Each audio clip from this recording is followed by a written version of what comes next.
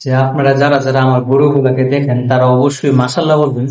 কারণ বদনজর বললে একটা কথা আছে, যখন রোদ থাকে রোদের জ্বালায় বিকালে ভাবি, আর বিকালে তুফানের জ্বালে ঘুরে ঘিরে একে আর যাওয়া হয় না। আর অনেকেই জানেন আমাদের কিছু দেশি মুরগির বাচ্চা ছিল, তো বাচ্চা ছিল অনেকগুলা। আসসালামু আলাইকুম। গত কয়েকদিন ধরে আমাদের এই জায়গার মধ্যে মনে করেন দিনের বেলায় এত পরিমাণে গরম থাকে, কিন্তু বিকালটা হলে মানে একটা ঠান্ডা বাতাস মানে বৃষ্টি পড়ার ভাব ধরে আসে। তো এই অবস্থার মধ্যে মনে করেন আমরা তো আবার নদীতে ফেনা ভাঙা লাগে। তো সকালবেলা যেহেতু গরম থাকে, সকালবেলা ভাবি যেহেতু গরম পড়ছে বিকালবেলা যাই, কিন্তু বিকালবেলা যে পরিমাণে বাতাস হয়, এই বাতাসে আমাদের তো হাতে পাওয়া নৌকা এই নদীর মধ্যে মানে এই বাতাসের মধ্যে মানে চালানো অনেকটা অসম্ভব হয়ে যায়। মানে একবার তো আমার কি করছে, আমি যখন দেখি যে বাতাস হইতেছে, আমি ভাবছিলাম তাড়াতাড়ি ফেনার দল থেকে বের হয়ে বাসায় এসে পড়বো, কিন্তু যে ফেনার দল থেকে বের হয়েছি আর বাতাসের এমন ঠেলা দিছে, আমাকে ভাসাতে ভাসাতে একদম অনেক দূরে নিয়ে গেছে। তারপর অনেক কষ্ট করে পাড়ে লাগছি, লাইক যতক্ষণ বাতাস না কমছে পাড়ে বসে আসছিলাম। বাতাস কমার পরে তারপর নৌকা বাইয়ে বাসায় আসছে। তো সকালে রোদ দেখে আমি ফেনা ভাঙতে যাই নাই, এখন ভাবতেছি ফেনা ভাঙবো, কিন্তু এখন যেভাবে আকাশটা কালো হইতেছে, ভাবতেছি আবার নি ফেনা ভাঙতে গেলে আমার উপর নিয়ে আবার তুফানে চাপ দিয়ে বসে। আবার খোলা নদীর মধ্যে যদি আবার বাতাসও না হয়, যদি বৃষ্টিও হয়, তারপর আমাদের যেহেতু খোলা মাঠ, বজ্রপাত হয়, অনেক বৃষ্টি হলে বজ্রপাত হয়। কোন সময় মাথার উপর একটা বর্জ্য পড়ে, আর তার কোনো গ্যারান্টি নাই। তো এই ভয়ে আর যায় নাই। তো ফ্যান এমনিতে আছে, যেখানে আছে মোটামুটি চলবে, আজকাল যাওয়ার তেমন প্রয়োজন নাই। তো এই আছে অবস্থা আর কি। যখন রোদ থাকে রোদের জ্বালায় বিকালে ভাবি, আর বিকালে তুফানের জ্বালে ঘুরে ঘিরে একে আর যাওয়া হয় না।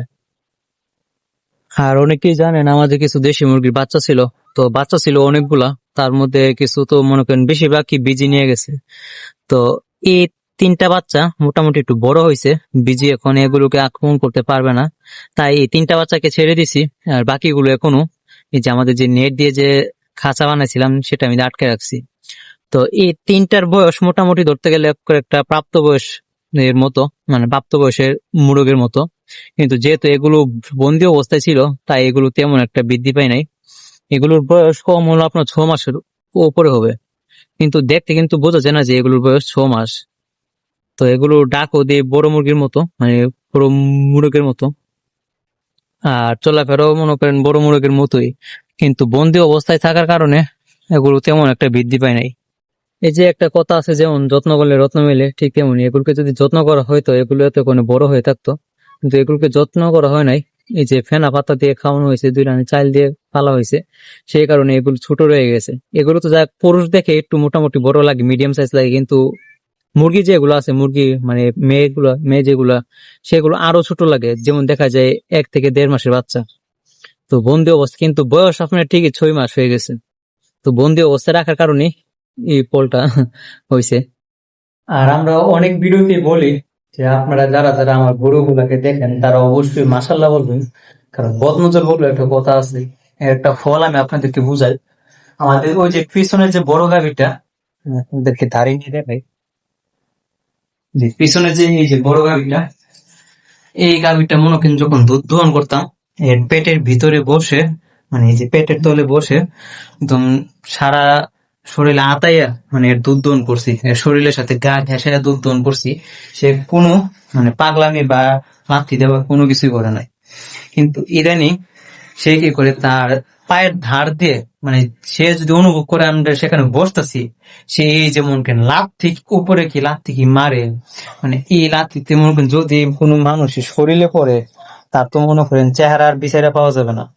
তো এই হচ্ছে অবস্থা। মানে মূল কারণ হচ্ছে বদনজর।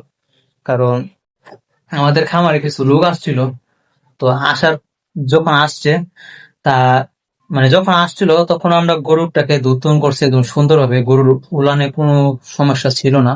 কিন্তু তারা যেদিন আসছিল, তা ঠিক বিকালবেলা আমরা যখন দুধ দহন করতে গেছি, গিয়ে দেখি গরুর যে উলানের মধ্যে মনে করেন আপনার ঠসার মতো এত পরিমাণে ঘোটা ফুটছে, উলান সহ, এবং এই যে মুখের যে থুতার মধ্যে এত পরিমাণে ঘোটা ফুটছে, মানে গরম ঠোসা আর কি, যেগুলোকে বলে ধরলে অনেক জ্বালা যন্ত্রণা করে।